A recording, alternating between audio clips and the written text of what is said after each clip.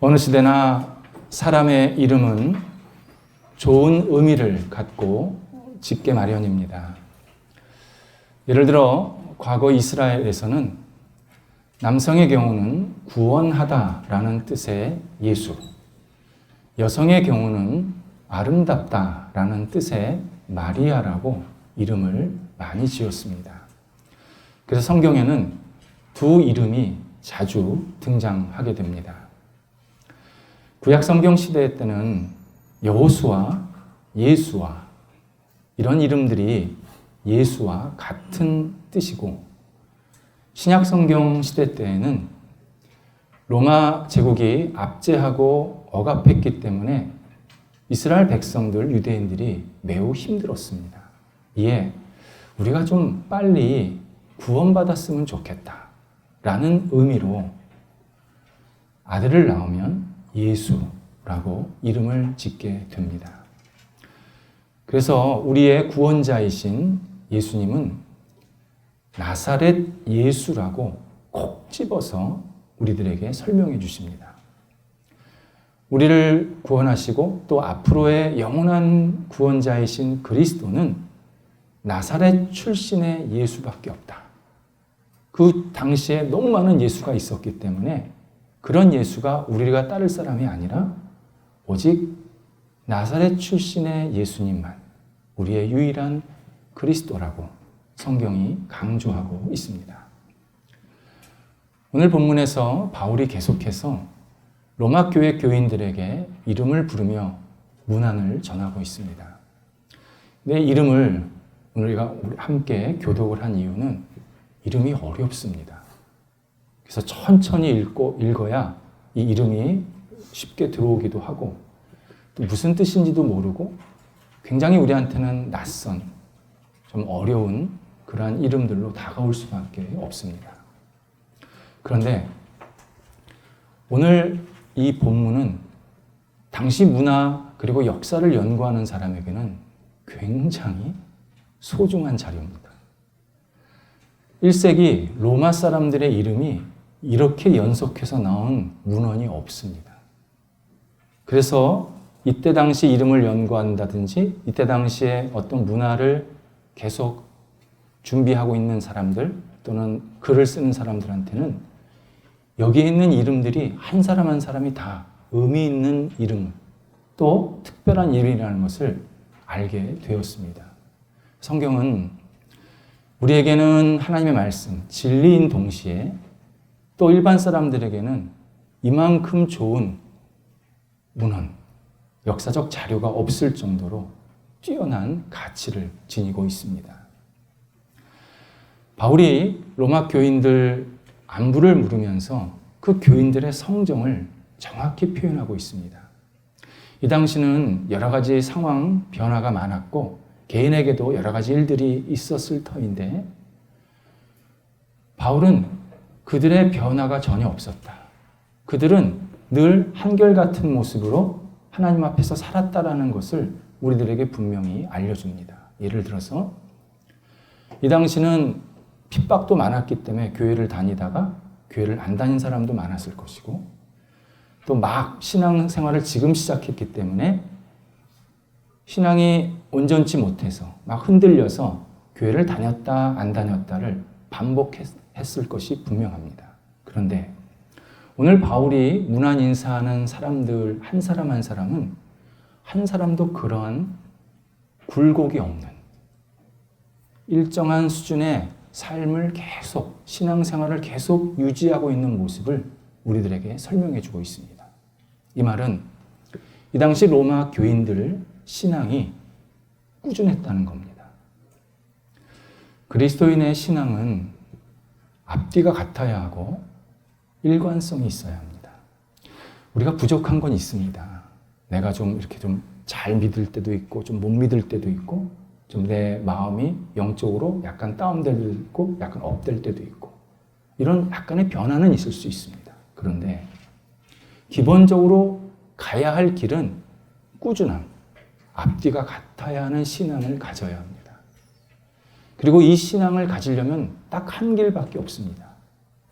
예수 그리스도를 바라보고 믿고 의지하고 그분을 닮아갈 때, 그때만 가능합니다.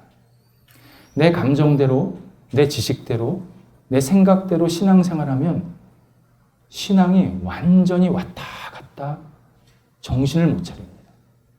그런데 우리의 목표가 예수 그리스도, 그분을 계속 닮아간다. 나는 그분만을 따라간다. 나는 그분만을 의지한다라는 것이 분명해지면 조금 흔들림은 있어도 계속 일관성 있는 신앙생활을 할 수 있습니다. 조금 다른 표현으로 예수님을 내 삶의 도구로 삼는 게 아니라 내가 예수님의 도구임을 늘 고백하며 살아야 합니다.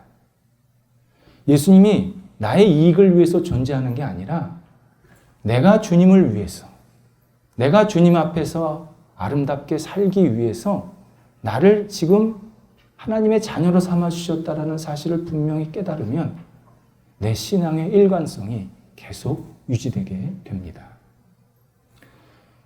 바울이 여러 사람들을 언급하면서 문안인사하는 것을 보면 이들의 특징을 알 수 있습니다. 로마 교회 교인들의 구성원이 어떤 사람이었는지, 이들이 도대체 어떤 사회적 신분과 또는 특성을 가지고 있었는지를 잘 알게 됩니다.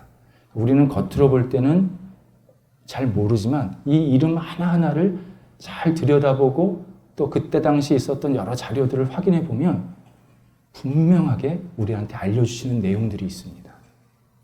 먼저 로마 교회는 신분에 차별이 없었습니다.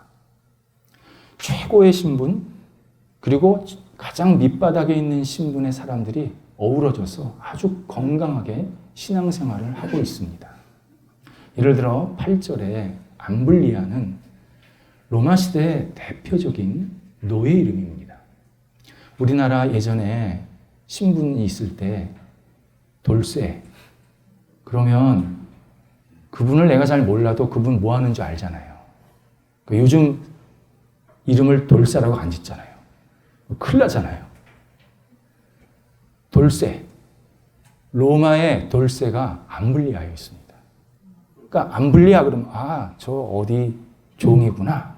딱 마음에 확 와닿는 이름이었습니다. 10절에서 아리스토블로는 유대인을 지배했던 헤롯 왕의 손자입니다. 예수님께서 유대 땅에서 탄생하셨을 때 유대인을 지배하던 헤롯 왕이 자기 통치 지역에서 범상치 않은 인물이 태어났음을 알고 최근에 태어난 아이를 다 죽이라는 영아 살해 명령을 내리게 됩니다.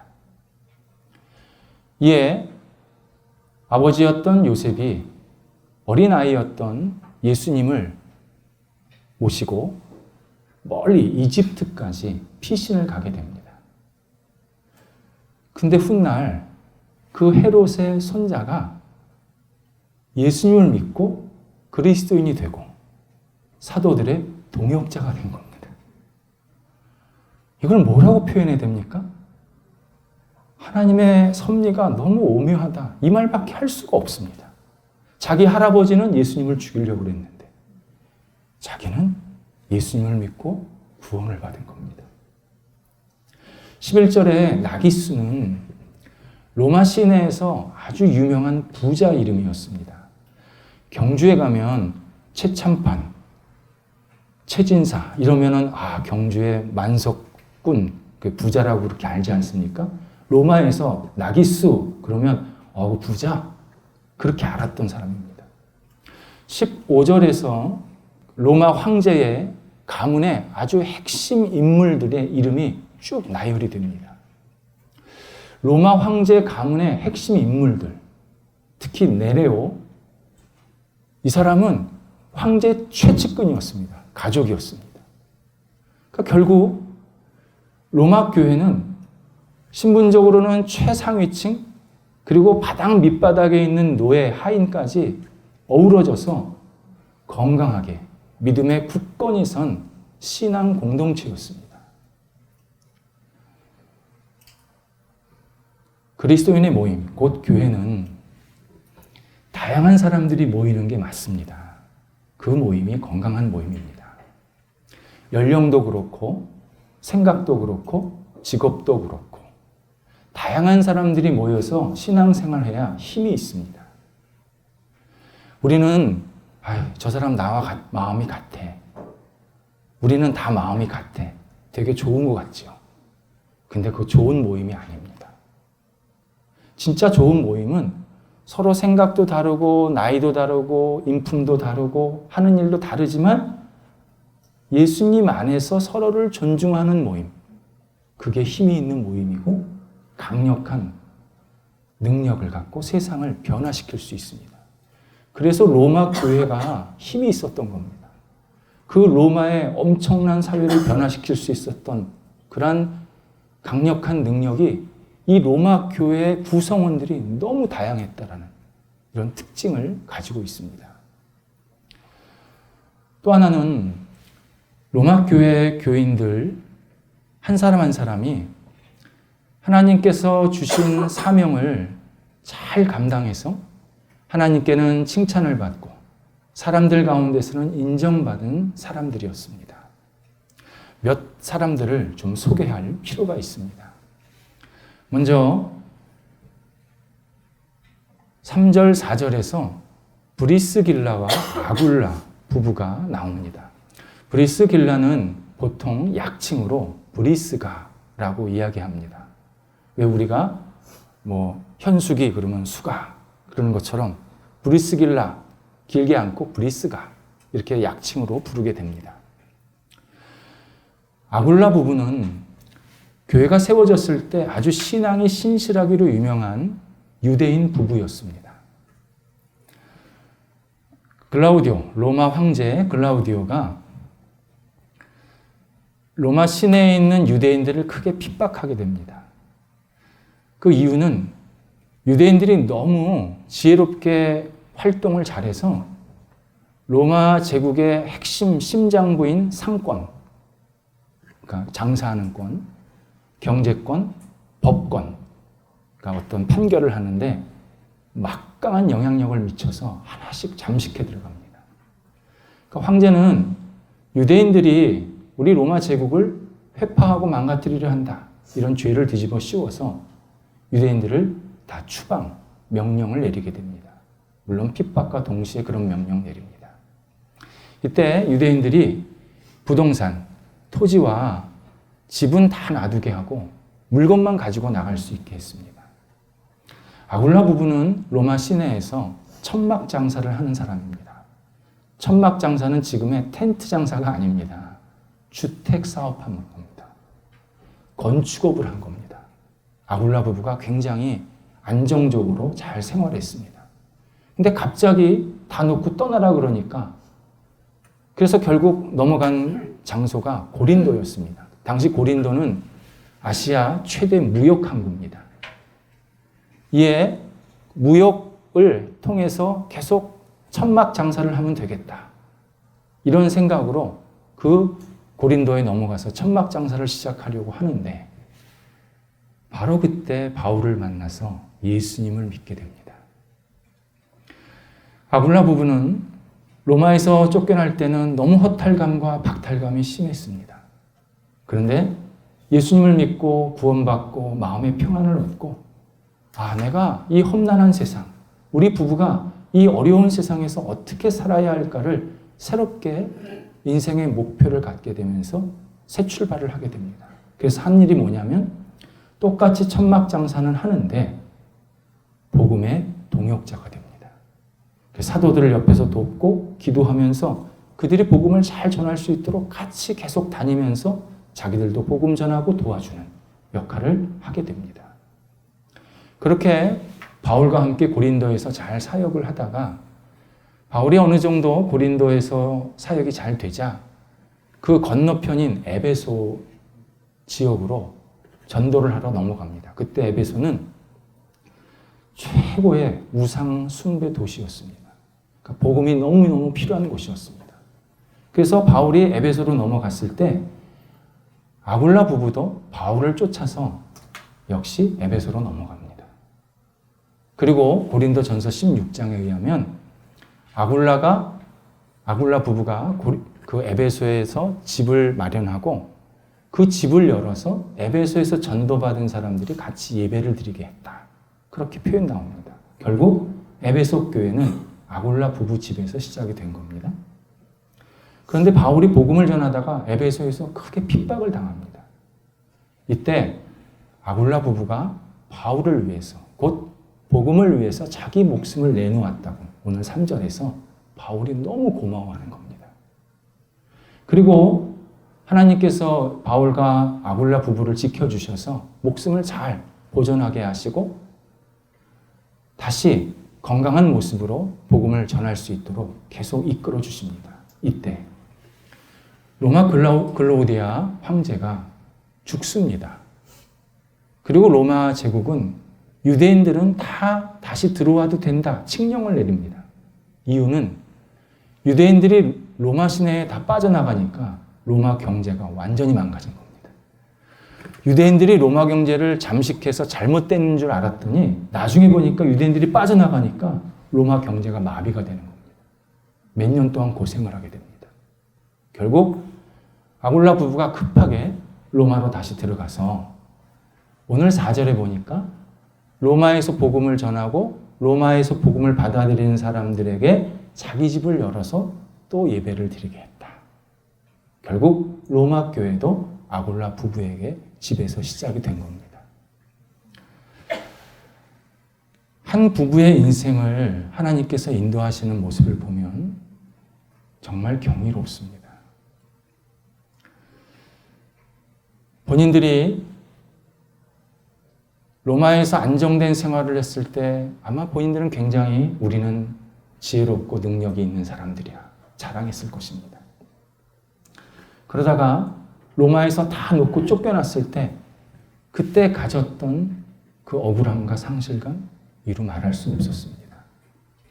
그런데 하나님이 그 다음 단계, 그 다음 단계, 그 다음 단계로 계속 이끌어 가시면서 결국 신약 성경에서 제일 유명한 부부가 됩니다. 바울하고 사도들의 이름 빼고 이 두 사람의 이름이 제일 많이 나와요. 여기저기 막 나옵니다. 근데 다 칭찬입니다. 바울이 그런데 이 두 사람을 표현할 때 아주 특별한 표현을 쓰고 있습니다. 아굴라가 남편이고 브리스가가 아내입니다. 이 당시 문화는 남편의 이름을 항상 먼저 언급합니다. 그런데 항상 바울은 브리스길라를 먼저 언급합니다. 이 말은 브리스가가 더 하나님 앞에 헌신적이고 열정이 있었다라는 이 표현을 해주는 겁니다. 하나님께서는 다양하게 사람들을 활용하십니다. 이 사람의 장점은 이렇게 활용하시고 저 사람의 장점은 저렇게 활용하십니다.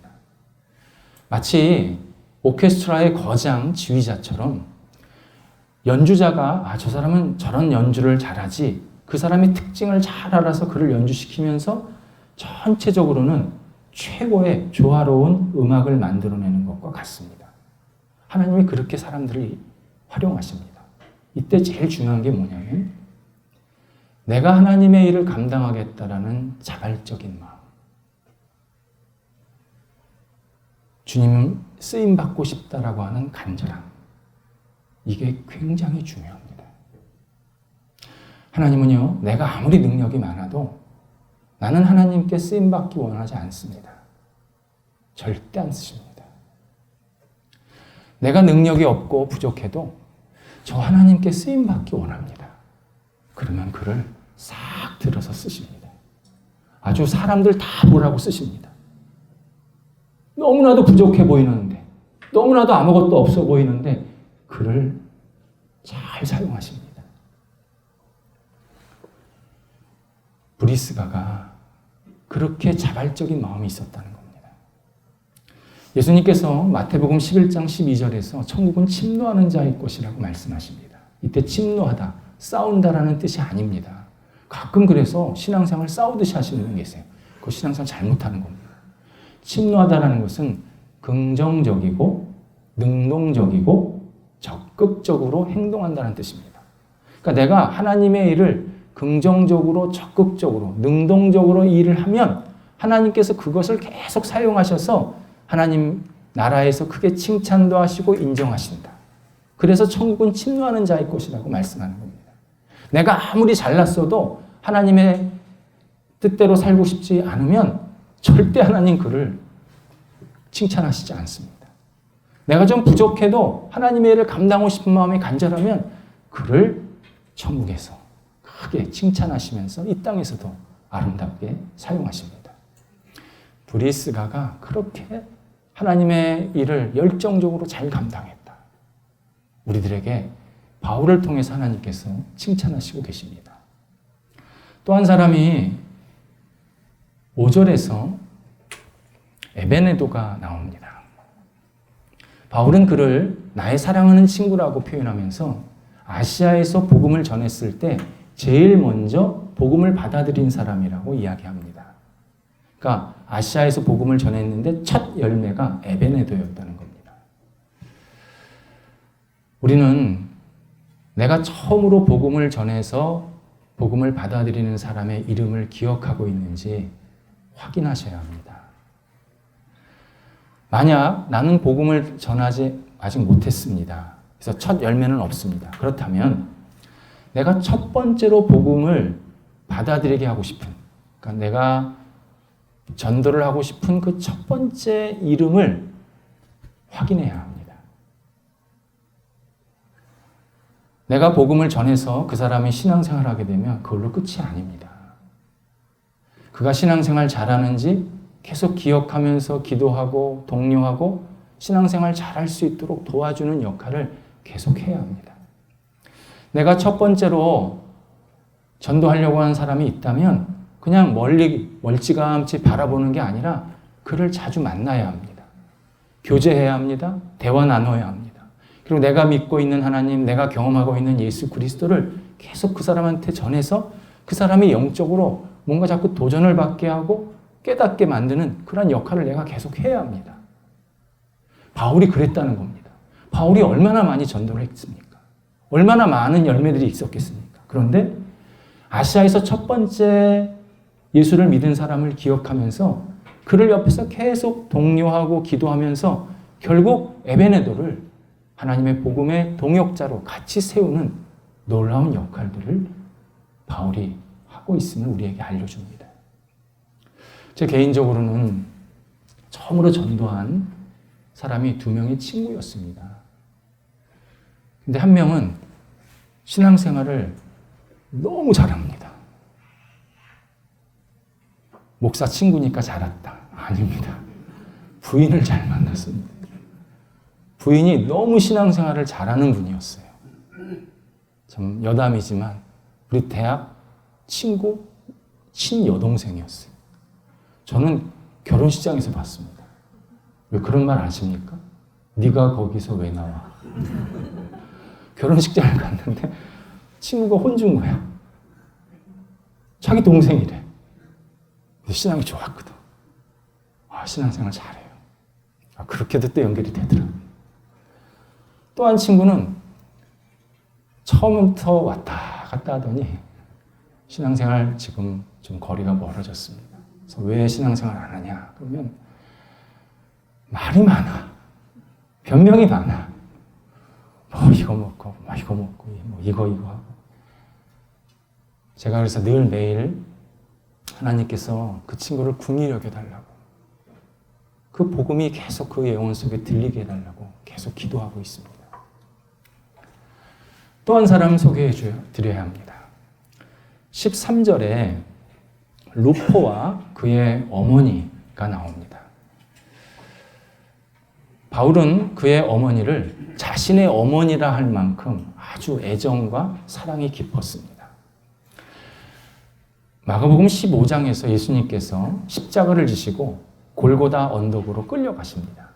이때 예수님이 너무 힘드셔서 쓰러지시게 되고 그 십자가 밑에 깔리시게 됩니다. 로마 병정이 옆에서 구경하고 있던 시몬이라는 사람을 끌어당겨서 그 십자가를 대신 지게 합니다. 이때 마가복음 15장 21절에서 그 시몬을 뭐라고 얘기하냐면 알렉산더와 루포의 아버지라고 표현합니다.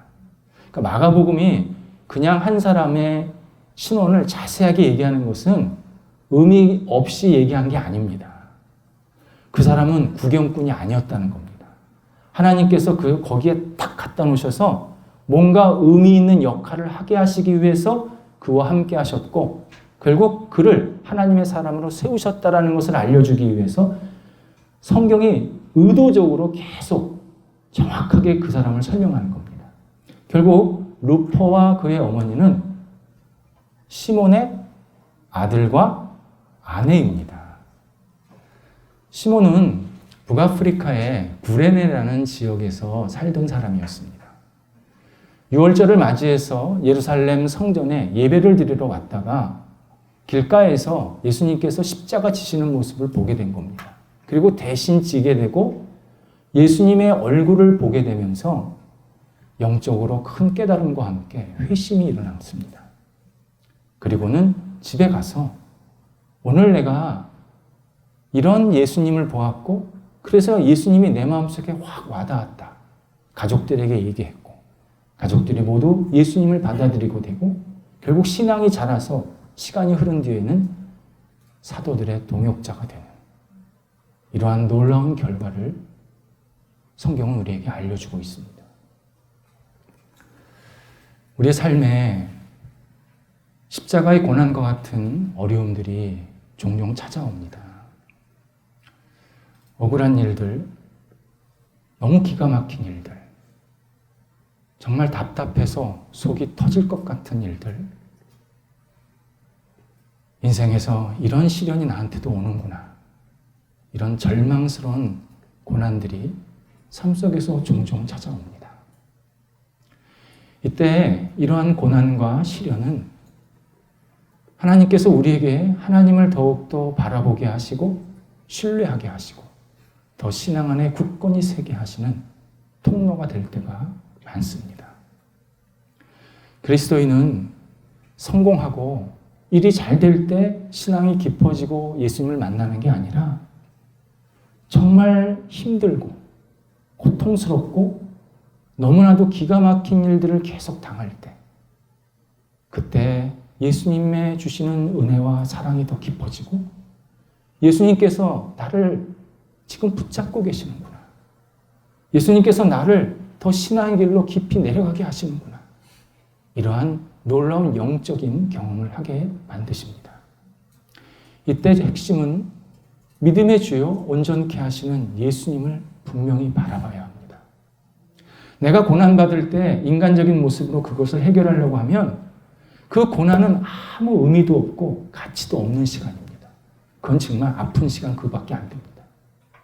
하지만 예수 그리스도를 바라보고 의지하면 예수님께서 내 안에 깊게 깊게 더 들어오셔서 힘들었지, 속상했지, 얼마나 마음속으로 괴로웠냐.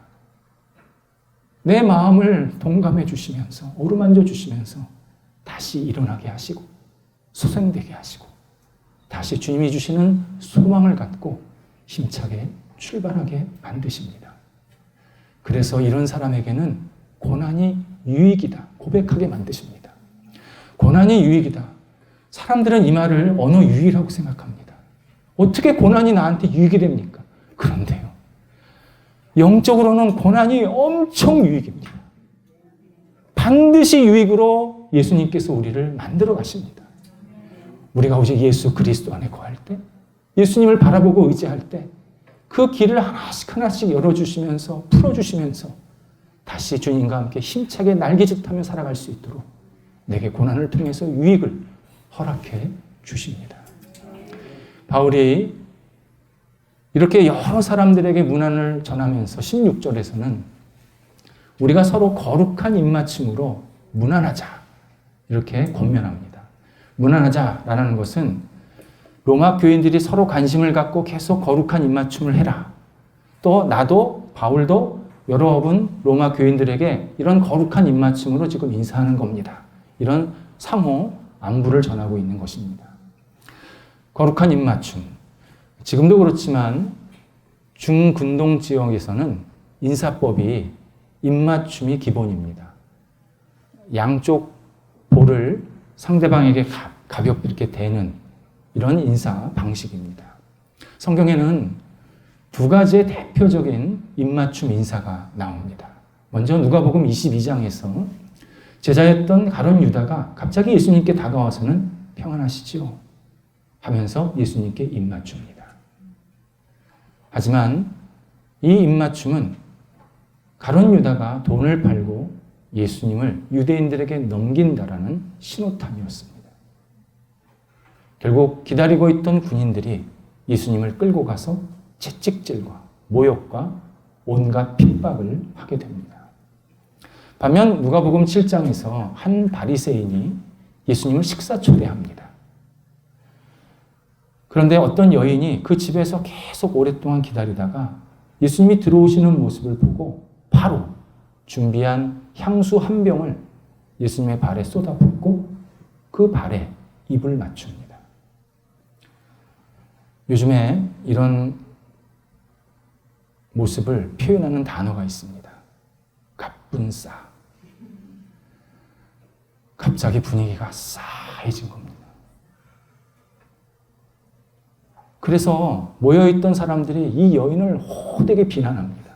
이 점잖은 자리를 말이야. 이 윗사람들이 만나서 점잖게 얘기하려고 했던 이 자리를 당신은 이렇게 엉망으로 만듭니까? 얼마나 호되게 비난하는지 모릅니다. 그런데 예수님께서 이 여인에게 성경에서 최고의 칭찬을 하십니다.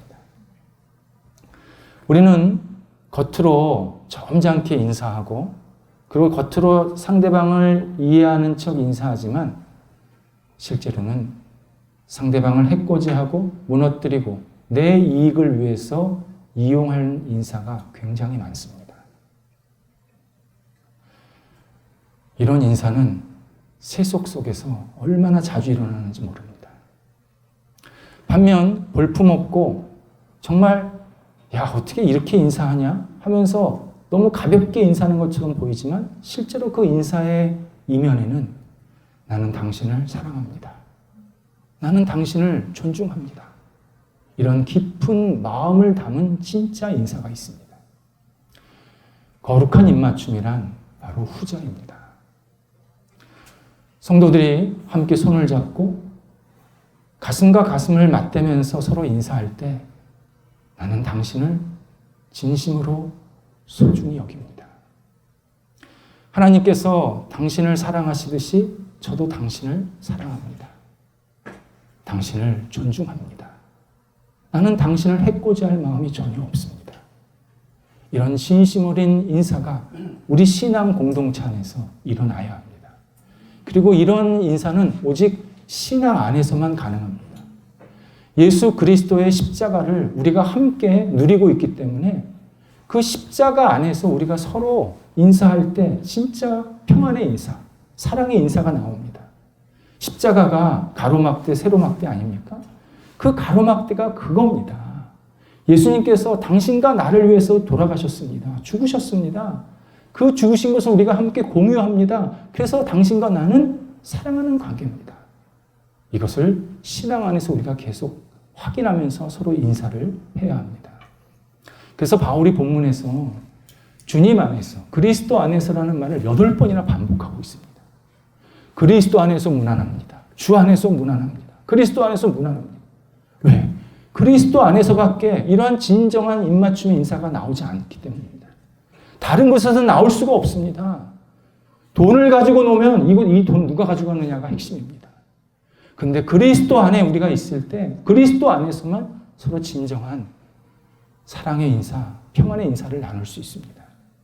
바울은 그리스도 안에서 우리가 서로 사랑할 수밖에 없는 이유를 몇 가지로 정리해 줍니다. 먼저 그리스도 안에서 택함을 받았기 때문에 사랑할 수밖에 없습니다.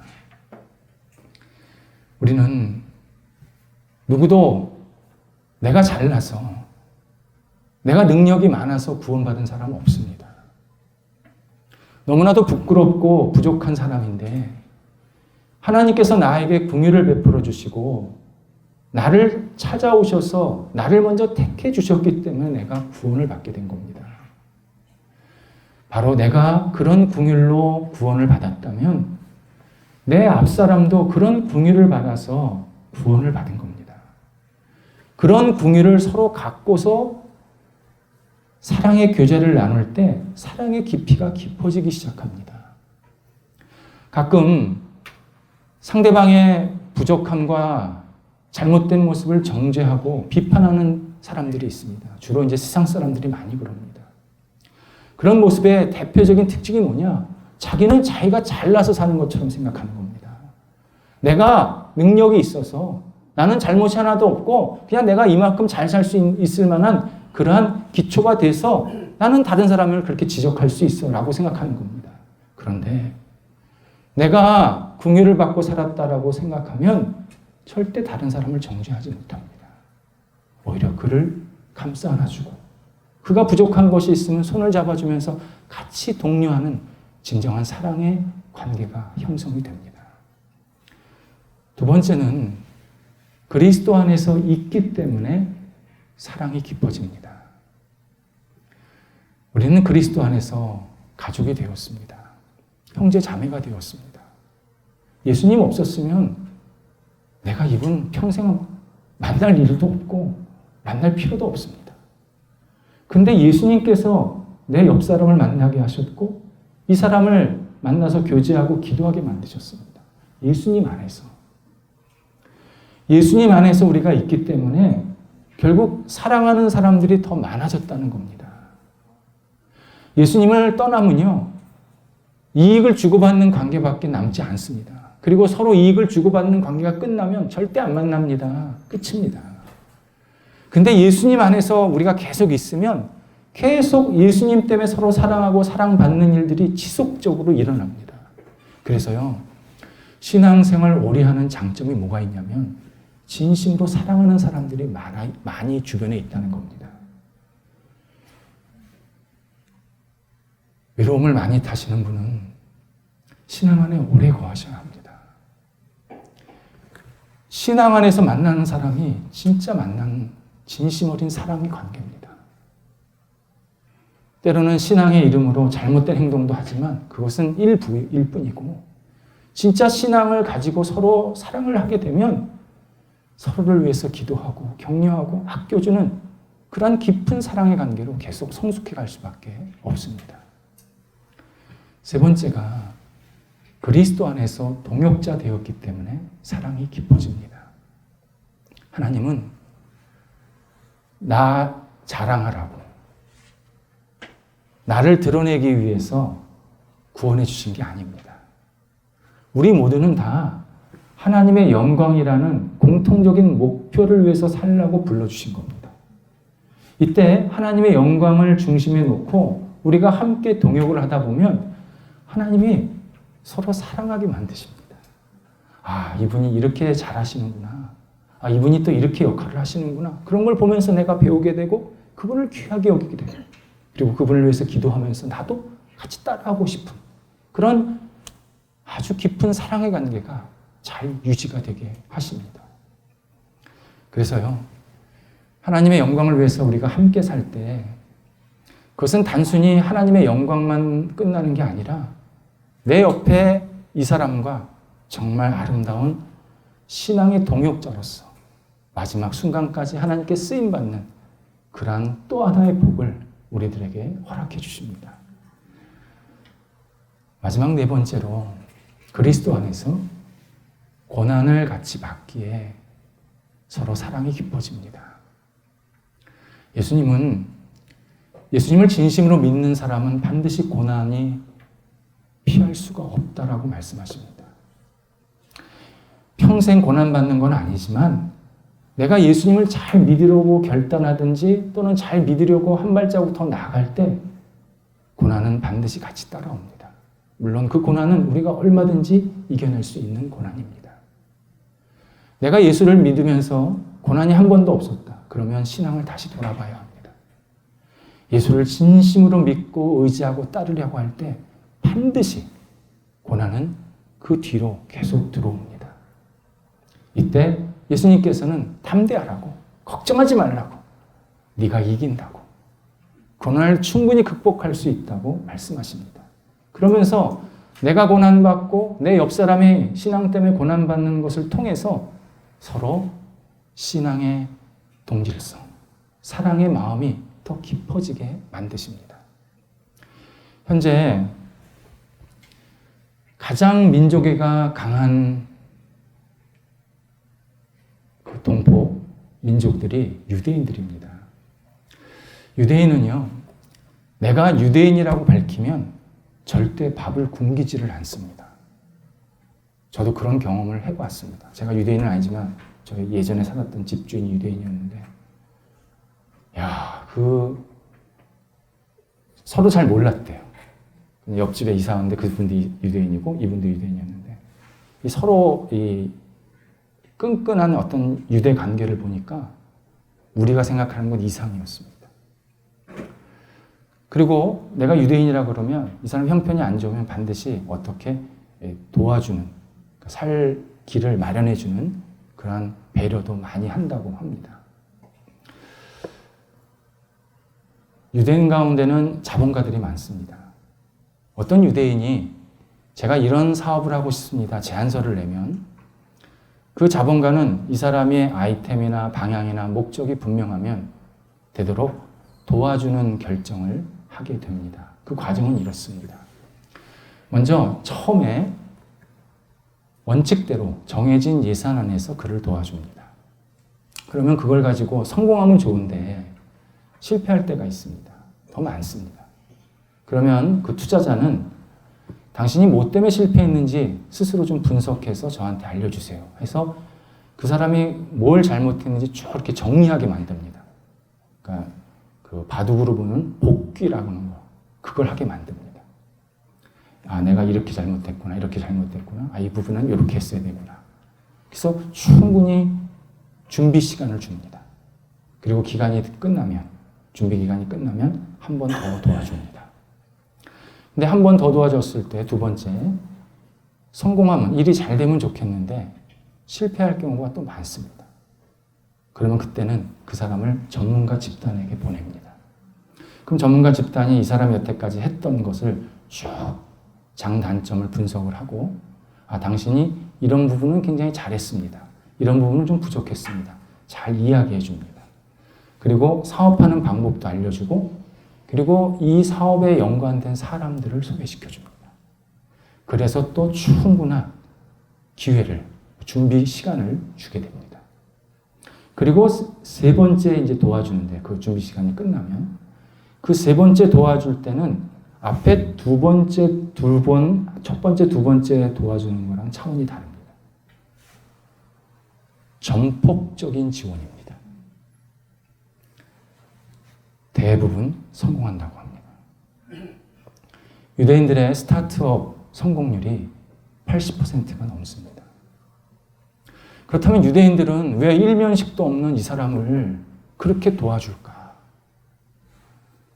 이렇게 본인들은 이야기합니다. 우리는 같은 고난을 받은 같은 민족이었습니다. 이 사람의 아버지, 할아버지, 내 아버지, 할아버지는 같은 고난에 있었던, 동질감이 있었던 사람들이었습니다. 우리는 같이 살아야 합니다. 과거에 이집트의 노예 생활, 그리고 나라가 망하고 아수르와 바벨론에 포로 잡혀서 수십 년간 포로 생활을 하고, 이후에 반유대주의에 덫에 빠져서 수많은 유대 선조들이 희생을 당했습니다. 다시 현대에 들어와서 나치 포로 수용소, 1948년 독립전쟁, 고난이 끊임이 없었습니다. 유대인들은 이 고난 속에서 우리는 하나다. 하나님 안에서 우리는 하나 같이 살아야 된다. 우리는 뭉쳐야 된다. 이런 것에 대한 분명한 확신과 그리고 정체성을 가지고 지금도 어려운 사람을 돕고 있습니다. 그리스도인들은 유대인들보다 훨씬 동질감이 강한 신앙인들입니다. 예수님이 우리를 위해서 돌아가시지 않습니까?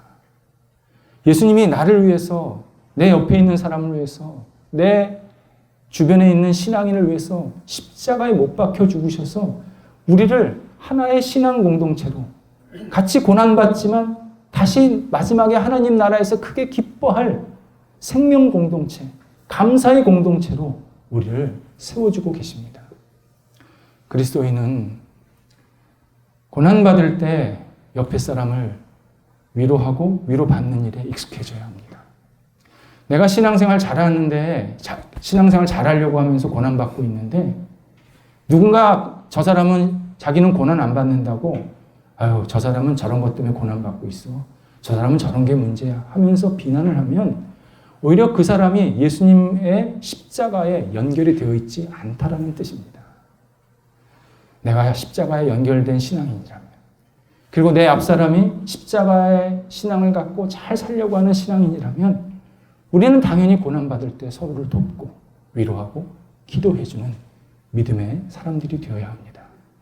우리가 함께 고난 속에서 하나님의 동역자, 복음의 동역자로 우뚝 설 때 우리 안에 거룩한 사랑의 씨앗이 뿌려지고 시간이 지나면 지날수록 사랑의 열매가 주렁주렁 달면서 이 땅에서 하나님의 백성, 하나님의 자녀로서 큰 복을 누리며 살아갈 수 있도록 만들어 주십니다.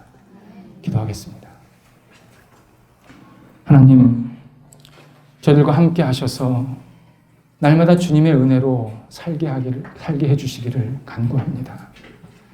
고난받을 때, 힘들고 어려울 때 오직 하나님만 붙잡고 일어나게 하여 주시옵시고, 고난받는 우리 옆 사람들을 돕고 위로하며 격려하는 믿음의 사람들이 될 수 있도록 인도하여 주옵소서.